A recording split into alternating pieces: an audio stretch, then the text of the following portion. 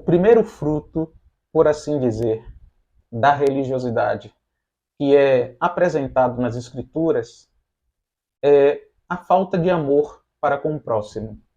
E isso é relatado em Gênesis, quando é contada a história de dois irmãos, Abel e Caim, Caim e Abel.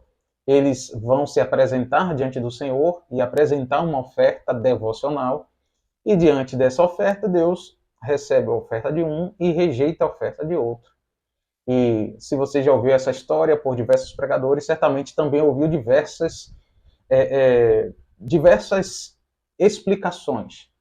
Mas no final das contas, o que a Bíblia coloca, tanto em Judas como em 1 João, é que o motivo de Deus ter rejeitado a oferta de Caim e aceitado a oferta de Abel é que Caim, ele era do maligno e ele não era justo, dando a entender esses textos que, na verdade, embora Caim tenha entregue uma oferta, mas a sua vida era uma vida que não correspondia à vontade de Deus. Então, o que isso significava? Que a vida de Caim era uma vida religiosa. Porque lembremos, qual é a essência da religiosidade? A religiosidade tem como essência uma vida que expressa um sentido de piedade, mas que no final das contas tem apenas como objetivo agradar nessa vida ao seu próprio eu. E qual foi a prova viva de que isso era uma verdade em Caim? Que quando ele foi rechaçado pelo Senhor, ou seja, foi alguém que foi rejeitado pelo Senhor, o que ele fez? Ele ficou com inveja e matou o seu irmão. Então, isso é uma prova viva de que, no final das contas, na dividida, sempre o que vai ter de interesse sobre a vida do religioso é a vontade dele. Na dividida, ele não vai se humilhar. Na dividida, ele não vai se corrigir. Na dividida, ele sempre vai prevalecer, mesmo que isso custe o prejuízo do outro. E isso, claro, foi numa história que resultou em morte.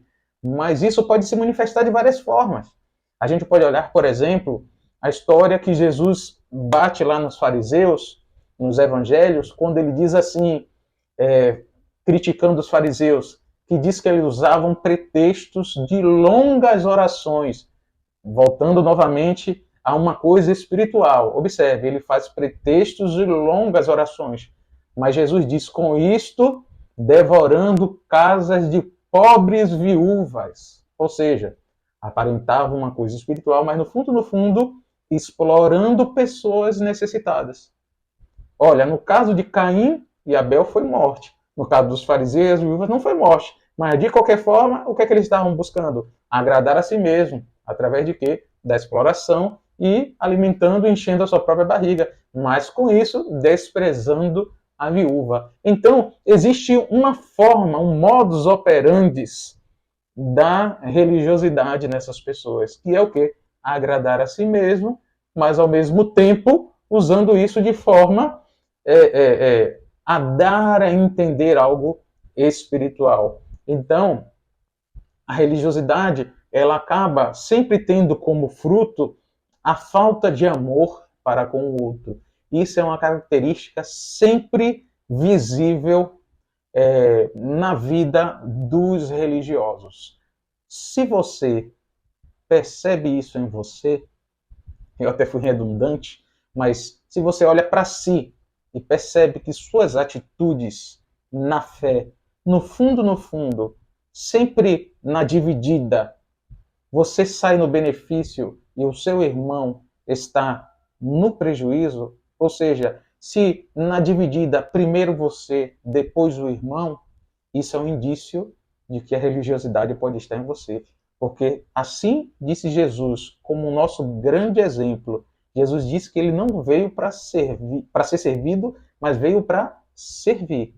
Então, o princípio de não ser religioso é servir e não ser servido. Se a gente se serve e não serve o próximo, se a gente tem para a gente e a gente não distribui para o outro, se a gente tem um benefício para a gente e a gente, inclusive, não perde para que o outro seja, e a gente não dá o benefício para o outro, a gente está sendo extremamente religioso. Já disse também Jesus, mais bem-aventurado é dar do que receber. Então, é importante a gente entender isso, que a falta de amor para com o próximo, seja irmão em Cristo ou qualquer outra pessoa, isso é um fruto direto da religiosidade. Tiremos isso da nossa vida, com a ajuda do Senhor.